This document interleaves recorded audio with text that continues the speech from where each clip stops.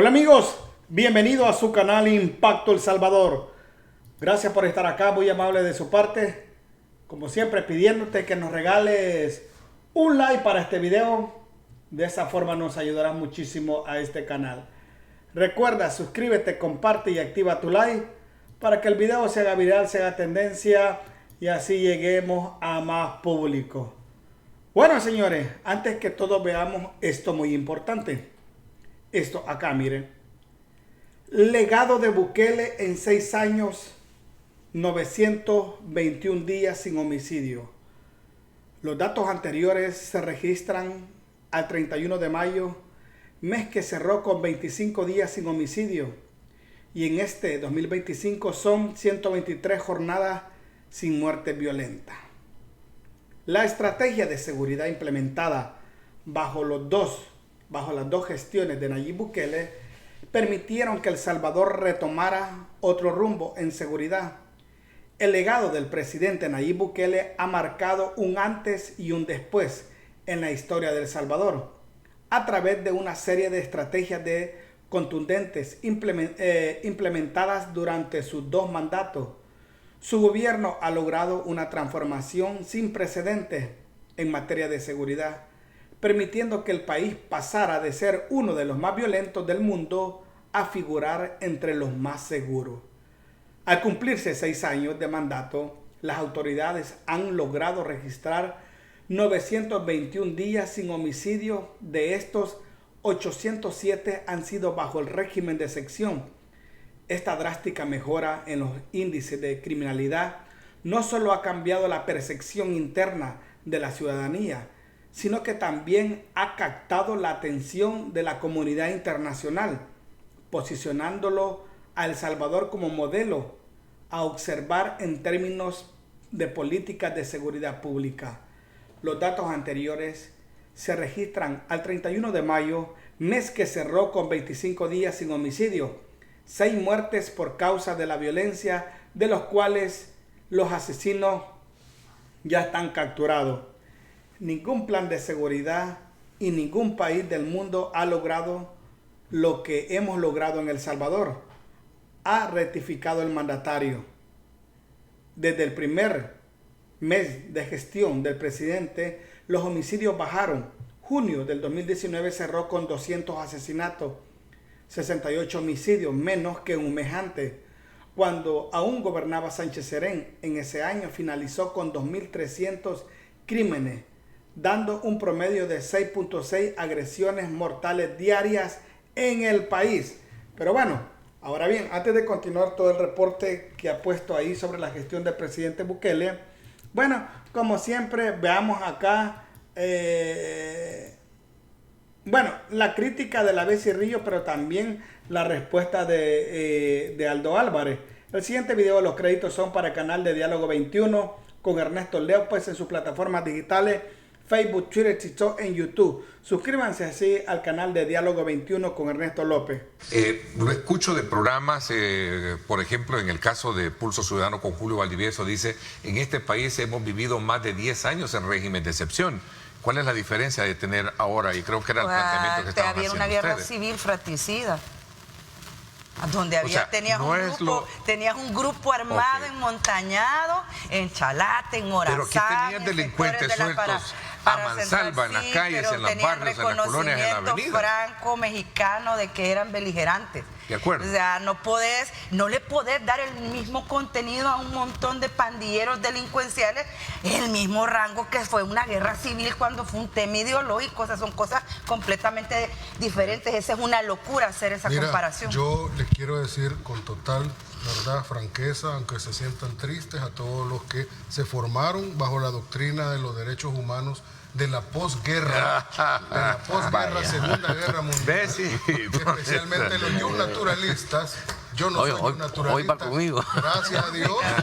A todos ellos les quiero decir, esa tesis, esa teoría de la defensa de los derechos humanos está muerta. Y está muerta porque probó que al menos en América Latina, a donde la quisieron imponer después de salir de la noche oscura de los regímenes militares, de la bota militar, para poder defender al individuo frente al terrorismo del Estado, que fue durante esa época militar, entonces se fueron al garantismo extremo, y ese garantismo extremo dio como resultado toda pandillelandia en que se convirtió América Latina, unos países más, unos países menos, y estos índices de criminalidad. O sea que no fue responsabilidad. Zaffaroni está muerto. No y fue, eso lo no digo fue, flagrantemente. no fue por eso entonces El Salvador, solo termino. Por eso El Salvador se ha convertido en un modelo. No solo por los intereses de Estados Unidos, que los tiene en la región y lo que vos querrás, es porque aquí se ha probado que el garantismo no puede versus el derecho de la mayoría de la población. Falso. Y le voy a decir por qué. Porque aquí se firmaron los acuerdos de paz y al día siguiente te dijeron ya estamos en paz. Punto. Se acabaron el sonido de los fusiles. Ningún país tomó la responsabilidad de enviar los trabajadores sociales y la atención psicológica para toda esa gente que estuvo metida ahí. Entonces, no es culpa de los derechos humanos que tuvieras ese montón de gente desequilibrada, traumada, abandonada, dejada de la mano de Dios, sino que fue culpa del Estado que dijo, ya hoy hay paz y hoy tenemos garantías, y se desentendió de todo el tema social.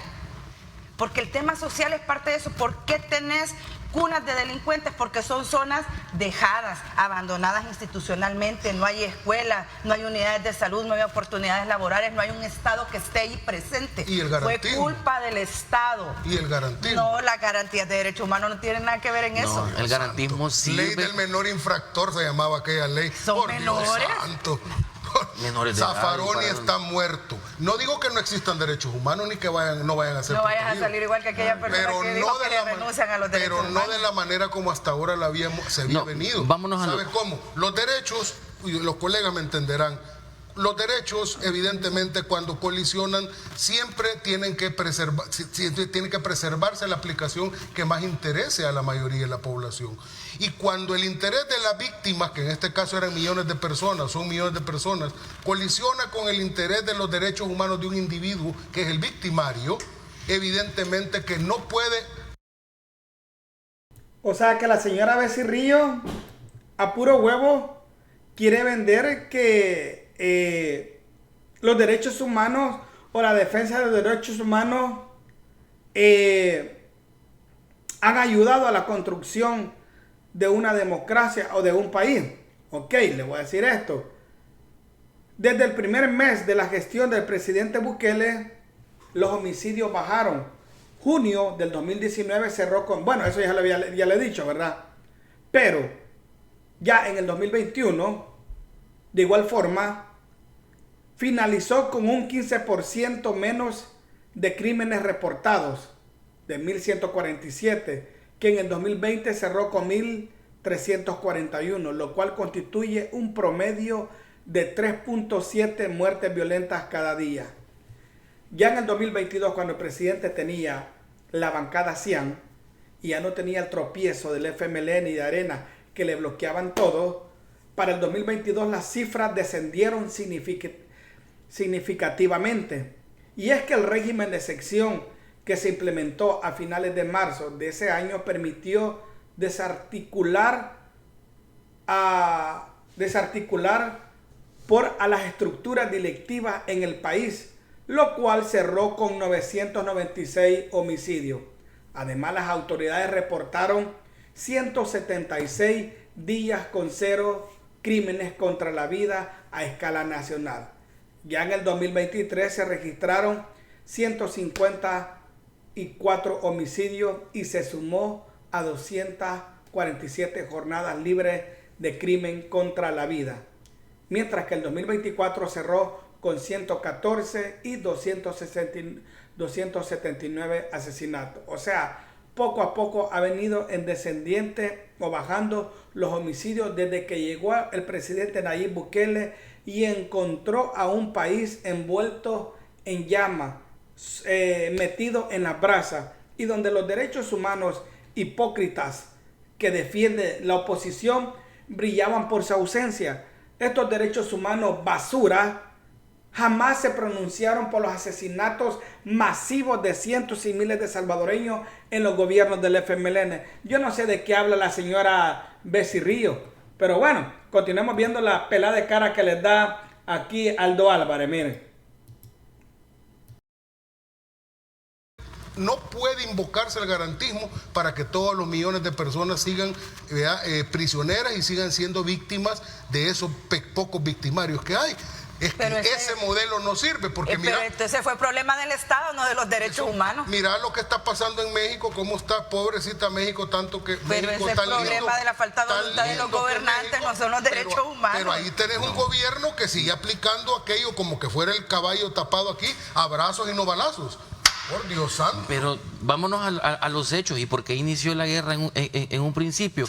Por ese régimen opresivo que tenía el Estado y por la desigualdad que esto estaba generando.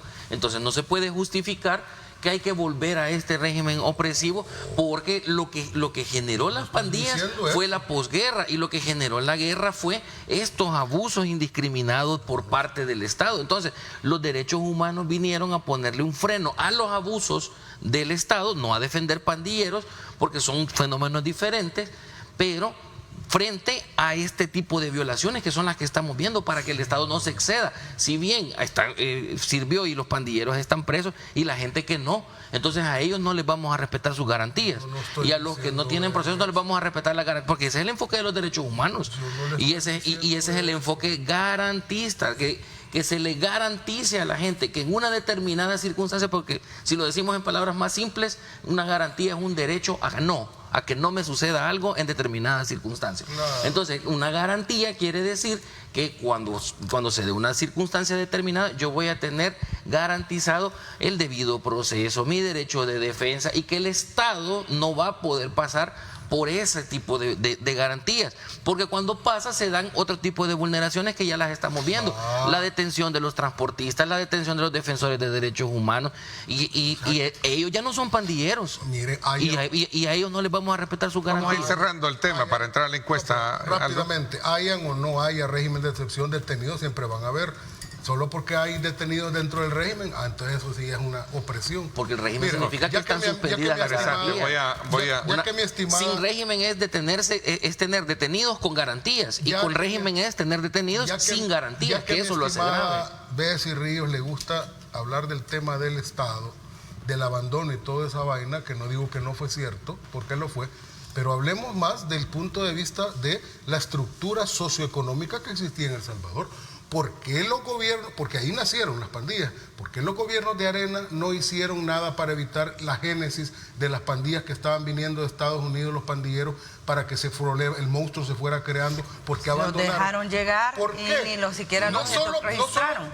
No solo porque no entendieron lo que estaba pasando, no solo por eso, sino porque empezaron a beneficiarse y a lucrarse de eso. El tema de la seguridad se volvió una forma de lucrarse de ese sistema pervertido que Arena montó. En eso estamos de acuerdo. Las instituciones del Estado la cuidaban la PNC.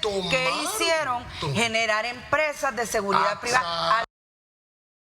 Vaya. Entonces, ¿quién prácticamente la génesis del estado de excepción? También se lo podemos achacar a Arena y el FMLN. Porque si ellos hubieran evitado el incremento de la violencia pandilleril o la violencia juvenil, que en ese entonces empezaban a agruparse entre grupos y empezaban primeramente apuñalando a la gente por robar o ya defendiendo territorio, si el Estado en ese entonces se hubiera parado firme y fuerte y rápidamente entre ambos partidos hubieran legislado a crear leyes que castigaran a los jóvenes que intentaban aumentar la zozobra o la delincuencia o el crimen o el desorden en El Salvador, creo que por el momento no hubiera régimen de excepción, ni hubieran esos miles de salvadoreños muertos producto de las pandillas. Se dedicaron nada más a legislar para una argolla oligárquica o un pequeño círculo o para factores fácticos, o se dedicaron a legislar a beneficio de su bolsillo. Aquel me mandó una ley, bueno, es millonario, la vamos a aprobar, después nos van a alivianar. Bueno, después, mientras ellos se dedicaban nomás a cómo llenar sus bolsillos de dinero, la población sufría el incremento de la violencia juvenil en ese entonces, después se convirtió en una violencia pandilleril. Bola de hipócritas que ahora no pueden venir a chascar que el régimen de sección, si el peor régimen de sección que ha tenido El Salvador es el régimen de las pandillas. ¿Y dónde estaban esta bola de hipócritas hablando de derechos humanos? Es que bonito es abrir el gran hocico, ¿verdad?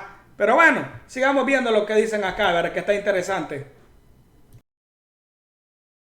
Las que ahora todavía se les sigue pagando salario de hambre a todos los vigilantes, para que tuviera contratos, el que se pegó solo el balazo, que parece que no se lo pegó, para que tuviera contratos y le diera seguridad al Estado. En eso estamos de acuerdo, Arena se benefició de todo eso. ¿Y quiénes financiaban? Pero entonces no tiene nada que ver con los derechos humanos, ¿Quiénes financiaban al partido? ¿Quiénes financiaban al partido todos esos empresarios? Que tenían centros comerciales a donde invitaban a la gente a que fuera porque ahí había seguridad y en la calle lo pueden matar, pero véngase aquí no le va a pasar nada. ¿Quiénes se beneficiaban de eso? Arena. Bueno, ese partido corrupto. Ok, vámonos entonces ahora a analizar la encuesta de Sid Gallup, divulgada esta semana, en la cual habla aspectos importantes que quiero someterlos a consideración. Los mencioné anteriormente. La encuesta refleja, en primer lugar, entre otros aspectos, hallazgos, mejor dicho, el hartazgo político de la población hacia los partidos políticos. Muchos consideran que el gran ganador en esto es la figura del presidente de la República, que sigue manteniendo ese grado de aceptación después de 6 años de gestión. La gente también sabe diferenciar entre lo que es la figura del presidente, lo que está haciendo el presidente y el resto de funcionarios. Nos vamos a la pausa y regreso con este tema para continuar más acá en el análisis político semanal de Diálogo 21. Elementos que ahí están, que se dio a conocer y vimos. Bueno, lo vamos a dejar hasta ahí, ¿verdad? Lo vamos a dejar hasta ahí. Ahora bien, fíjense de qué, permítame. Espérenme que me tocó estornudar. Bueno, señores, al parecer un TikToker salvadoreño podría estar en problemas respecto a un posible cometimiento de un delito cometido y denunciado por las mismas personas o la misma gente que recibió o que se usó para cometer este delito. Pero bueno, para que entremos en detalle, voy a poner el video donde se ha titulado el video, donde dice que es necesario que la PNC, la Fiscalía, procedan inmediatamente contra este sujeto. Dice que se escuda en su facha de ser creador de contenido e influencer cometiendo delitos. Veamos qué se refiere este video. Y ustedes ya lo han visto, ¿verdad? Él, ¿verdad? Se conoce como Baby Meche y cual ha participado en la casa de Jay y ahí se dio a conocer un poco más. Pero veamos cuál es la denuncia que hacen. La cosa. Él andaba metido en nuestro diario. Y la cosa fue que me dijo un día, préstame tu DUI para ir a traer un teléfono. Entonces yo le dije, va, está bueno, yo te lo presto. Se lo presté. Y fui con él. Vaya, entonces él en ningún momento me dijo que el teléfono lo iban a sacar así, al crédito. No me dijo nada. Yo se lo presté el teléfono en confianza porque, como le digo, él no me dijo nada, el teléfono era el crédito. Al mes yo fui a sacar un teléfono con mi DUI. Me dijeron que yo no podía sacar el teléfono con mi DUI porque mi DUI ya tenía una cuenta, o sea, ya estaba en crédito. Entonces, yo me quedé sorprendida y yo, madre, si mi DUI yo no se lo he dado a nadie, ni he sacado así. Entonces fue él el único que le prestó mi DUI, así en confianza. Entonces yo le estoy diciendo que como yo tuve confianza de prestarle mi DUI, también quiero que pague, porque como le digo, ya pasó casi un año y él no ha pagado. Y yo, como le dije a la mamá, que si él no paga, yo voy a ir a la policía y le voy a decir que fue una estafa lo que hizo con mi DUI, porque eso fue una estafa por no decirme que mi DUI lo iba a ocupar para sacar un crédito de un teléfono. Espérate, no digas nada. ¿Va un audio de TNT? No, Mario, no sé si en el audio se me va a notar, pero ando bien cerote, más, la verdad. Ando bien cerote, más. Me acabo de reunir con Will Salgado para decirme las preguntas que no quiere que se les haga. Y yo creo que esta es la primera que le voy a preguntar yo, más. Su madre. Lo más mierda, Messi. lo mandaste. Eso sí es delito, cerote. ¿El qué? Vaya, para empezar, yo no sé si este es un momento, es algo para llamar la atención o para que el video se haga viral. Pero si yo voy a un lugar a sacar un electrodoméstico o algo, me piden el DUI. Automáticamente cuando uno da el DUI, aparece la foto de uno, el nombre, la dirección. No creo que la mujer o la persona a la cual se le entregó el DUI no haya visto que la información era de una mujer. O sea, usemos la lógica. No sé si es nomás para llamar la atención, pero esa versión de que este cipote ocupó el DUI de una mujer para sacar un teléfono como que no es muy creíble. Porque ahora, como están las leyes en El Salvador, y sabiendo que si eso pasó, si es un delito, pero también, si eso pasó, también por qué el que le dio el teléfono no lo confrontó y decirle, hey, este DUI no es tuyo, necesito tu DUI, porque tenés que firmar, ¿verdad? Usurpación de identidad, más la firma, son cachimbo de años.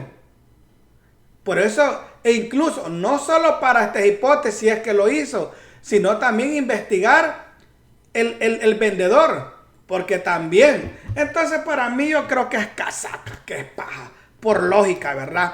Por lógica, todos los vendedores y todos locales deben estar pendientes, y nadie se va a tragar, ok, es mi amiga, es mi tía, sí, podrá ser hasta tu nana, pero si la información es de ella tiene que firmar y ella tiene que venir aquí. Y punto, ¿verdad? Así que como que yo no me la trago esa, ¿verdad? De que este hipote, para mí quizás nomás es para llamar la atención o para que se hagan viral, pero si es así, ya se la comió doblada. Podría ir preso varios años, pero lo más probable creo yo que es casaca, que es paja. Como repito, más ahora El Salvador como está. ¿Quién va a aceptar la información de otra persona? Falsificación, ¿me entendés? Usurpación de identidad y otros delitos que le pueden... Entonces para mí, no sé cómo lo miran ustedes, si lo miran que nomás es pura casaca, pura paja, o nomás por llamar la atención. Va, sigamos viendo lo que dijo Aldo Álvarez allá en lo que es las cosas como son con Nathan Vázquez. Adelante, producción. De marzo. Y al 6 de abril, un mes. Al 6 de mayo, 2 meses. Hoy lleva 86 días. Ajá, ya va a cumplir casi... Ya va para el 6 de junio, 3 meses. Vaya, entonces, digo, si ya te lo negaron, es natural, es normal que una persona esté 3 meses en una prisión de personas, para personas que violaron. O sea, lo que sucede es que yo te lo expliqué. Un acto se deshace así como se hace, es una cuestión que en derecho la manejamos. Las cosas se hacen como se deshacen como se hacen. Entonces, si él tenía una protección, si él tenía una decisión ejecutiva de protección temporal, por las razones que sean de la administración Biden, ¿qué es lo que hace que cambie eso? Una decisión contraria, ¿verdad? O sea, una revocación de esa, porque a pesar que tú me decís, no, pero es que llega una nueva administración, pues sí, pero formalmente el órgano ejecutivo es permanente, ¿verdad? Los que cambian son las personas que van representando y ocupando ese órgano. Entonces, evidentemente que una decisión ejecutiva va a pasar al siguiente gobierno mientras el siguiente gobierno no la revierta. Esa es una cuestión elemental del derecho. Así funciona con las leyes. Sería ilógico pensar que hay una nueva asamblea y todas las leyes anteriores quedan derogadas solo por esa razón. Eso no funciona así.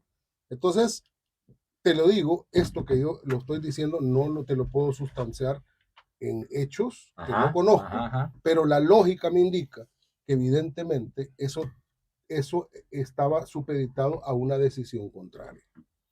¿De quién? Del órgano ejecutivo. Es que te imaginarás que Norman Quijano para los gringos, bueno, es así como que una cosa tan especial e importante, a menos que este gobierno se lo haga saber que es especial e importante, ¿verdad? No sé si me entendés. Sí. Pues él es uno más que pidió asilo y dio sus razones, ¿va? No, pero es que ha sido presidente de la Asamblea en El Salvador y ha sido alcalde. Sí, pero para allá en los Estados Unidos, ¿verdad? Es como Juan Pueblo. No, a lo que yo quiero poner, el punto de importancia es que la decisión que va a tomar el gobierno de los Estados Unidos con relación a él va a ser una decisión basada en sus intereses en la región y especialmente con El Salvador. ¿Qué representa Norman Quijano para los Estados Unidos de la administración Trump? Nada. No representa nada, no tiene ningún interés ni político. Para lo único que representan algo es para la oposición, para ENA y el FMLN. Imagínense ustedes, el FMLN defendiendo a Norman Quijano, pero al pueblo salvadoreño nunca lo defendieron. Defendiendo a los venezolanos, a los pandilleros, Arena y el FMLN, a quien pactó las vidas de los salvadoreños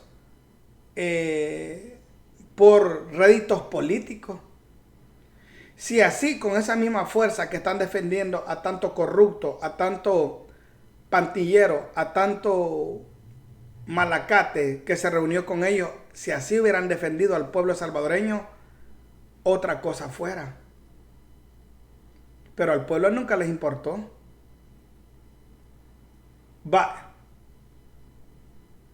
Mientras dejaban que las pandillas crecieran en 1990, medio vez crecieron, vieron que era un cultivo fértil para poner sus empresas de seguridad y de armas. Hay delincuencia, hay servicios de seguridad y de armas. Aquí vamos a hacer nuestro agosto, nos vamos a hacer ricos. Y sí, hicieron miles de dólares a costillas de el luto del pueblo salvadoreño. Ahora los quieren vender como mártires, como perseguidos políticos, como injustos, que sus derechos humanos son principales y los derechos de la población honrada y trabajadora, ¿verdad que no? Bueno, terminemos de ver, ¿verdad? Regáleme su like y comparta, ¿verdad? Ni mediático, ni de ningún tipo. Entonces yo estoy seguro que la decisión que va ahora, que probablemente haya una comunicación entre gobiernos más fluida, hoy que se supo que había estado detenido, estoy seguro que ya se activó ese vaso comunicante. El gobierno de los Estados Unidos, hombre, váyase, aquí está, ¿ve? Y yo tengo mis intereses, son mucho más grandes en la región y no voy a estar yo acuerpando a uno que hasta ya lo condenaron en su país. Eso es la realidad en la que se encuentra él y lo que explica probablemente este largo periodo en que ha estado detenido ahí en ese lugar que te digo, le llaman la antesala del avión. Así lo conocen ese lugar. O sea que ya está con un pie, ¿verdad? Ya en el avión. ¿verdad? Vaya, pero entonces hay otra cosa que yo planteo y que quisiera para ir agotando. El presidente de los Estados Unidos, Donald Trump, jura como presidente a finales de 20 de enero. El 5 de febrero llega el señor secretario de Estado de los Estados Unidos, Marco Rubio, El Salvador. 5 de febrero. 6 de marzo es capturado Norman Quijano. ¿No les parece que las fechas también te pueden indicar algo? Es decir, respecto a que se pudo haber tratado este tema, es decir, que sabía el gobierno del presidente Nayib Bukele, que él estaba allá y que ya había sido condenado y que era una persona de interés. Entonces, por eso lo detienen. Ahora, lo que llama la atención, Romeo, es que ya lleve tanto tiempo en una cárcel, aunque esa cárcel, es cierto lo que dice el doctor. Bueno, según lo que yo tengo entendido, que lleva muchos años en la cárcel, por muchos días en la cárcel, por el hecho de que él está peleando un estatus o un asilo, porque ahorita está en holding, en white holding, algo así. Y según tiene varios abogados peleando el caso para que no lo manden, porque él se declara que de que tiene miedo de llegar a El Salvador. Tiene miedo de llegar a El Salvador y como ya les he dicho, también dijo Ronald Umaña que tiene ciudadana hondureña, ¿verdad? Ciudadanía hondureña. Pero bueno, por eso es que él tiene muchos días en la cárcel. Ya tiene más de 2 meses. Porque está peleando que no lo manden y que lo dejen en Estados Unidos y que siga peleando su caso dentro de Estados Unidos, independientemente del estado donde él se mueva. Entonces, aquí vamos a ver que Pexi con Norman Quijano, acusado y condenado en El Salvador a 13 años de cárcel. Ahorita él tiene 78 años, ¿verdad? Si es mandado a El Salvador, va a salir como de 91 años de la cárcel. Recuerden que tengo mi segundo canal que se llama La Neta SB, es de gratis, es de choto. Debajo de este video les dejaré el enlace de mi segundo canal para que solo le den clic. ¡Salud!